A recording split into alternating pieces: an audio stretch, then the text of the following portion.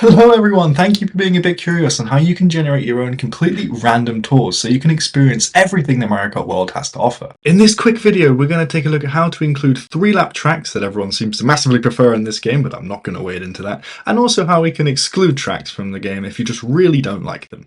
Okay, so we can add a new setting here to allow 3 laps. Now what does this mean? Well, in a situation where we don't want to allow repeat tracks, so for example we don't want to go from Choco Mountain to Crown City to Desert Hills to Whistle Stop back to Crown City again. Now currently we can't go back to Crown City again because the allow repeat is false, but if we allow for 3 laps we would have wherever we were, Crown City again, wherever we go to after that. And in terms of the gameplay, this would be the same as picking Crown City on the Crown City menu instead of going somewhere else. And this gives us a new type of race. Okay, so we're going to be able to do this by just changing in the random tour of length code.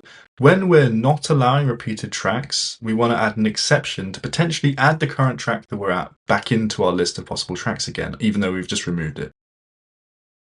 Okay, so if we're allowing 3-lap tracks and the length of the tour is greater than 1, so that just means that we actually have a track that we can repeat, because if this is our first track, then we can't repeat nothing because we haven't even started yet. We're going to get the previous track.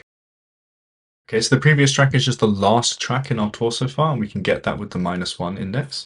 We actually need to make sure it's also possible to do this 3-lap track, the self-loop, which it is for every track other than Rainbow Road. Okay, and we can do this by just checking if the world has an edge from the previous track to itself.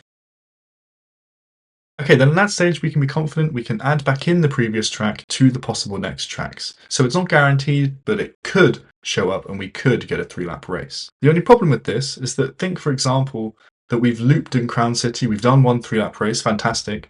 Then the next time we do this again, we're still at Crown City, so we come through here, we're still allowed 3 laps. The previous track, okay, that was Crown City can loop.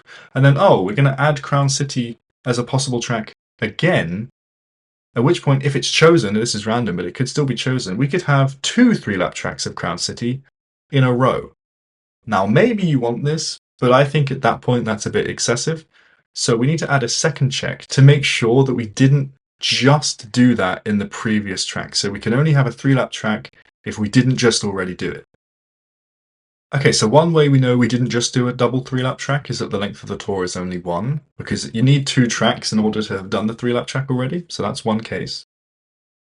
Okay, and the other condition that it's okay is if the previous track is not the same as the previous track. If we just randomly generate tours for long enough, we'll come across one, and here the first race actually, we have Peach Stadium to Peach Stadium. So we're still not allowed back to a track once we've left it, but we can, if we're already there, just once, do a 3-lap track. Great. But, of course, this can be improved as we're printing it out, because we're not going from Peach Stadium to Peach Stadium, we're just staying at Peach Stadium. Okay, so we can make this a bit nicer in our printing tour code, where if we detect that the starting track and the ending track are the same, we're just going to say that that race doesn't start at the starting and end at the ending with a little arrow, we're just going to say we're doing this track for 3 laps. Okay, and here we go. This is one where on race 7, we go to DK Spaceport for 3 laps, and then obviously we leave it to Koopa Troopa Beach, and we got there through Crown City. There might just be some tracks that you really hate, and this happens to me too.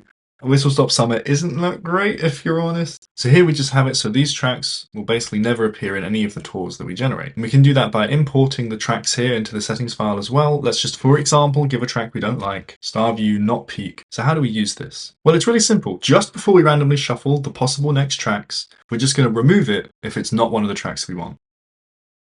Okay, so we want the new list of possible tracks to be the list of tracks for every track that's in the possible next tracks, if that track is not in the list of excluded tracks. So it's a bit of a mouthful, but it's really nice and simple. We're just going to go through, and if it's in the included tracks, we're not including it. Then everything just carries on as normal. And I suppose this is kind of hard for me to prove to you, but hopefully you can see that those tracks that we've excluded are just never going to show up in our list anymore. So it does limit the amount of tours you can have, but if you just really hate some, then it doesn't matter. You can get rid of them, never see them again. Next up is my absolute favourite part of this series. We're going to take a look at advanced pathfinding for these tours. This is going to allow us to generate tours starting from a specific place instead of just being completely random every time, ending at a specific track if you just want to end somewhere but you don't mind where you start, and also combining those two so you can start and end at 2 tracks that you like and have a random tour in between them. If that sounds interesting to you, please get subscribed, and if it doesn't, please let me know in a comment how I can improve. That's it from me. Thank you so much, and stay curious, everyone.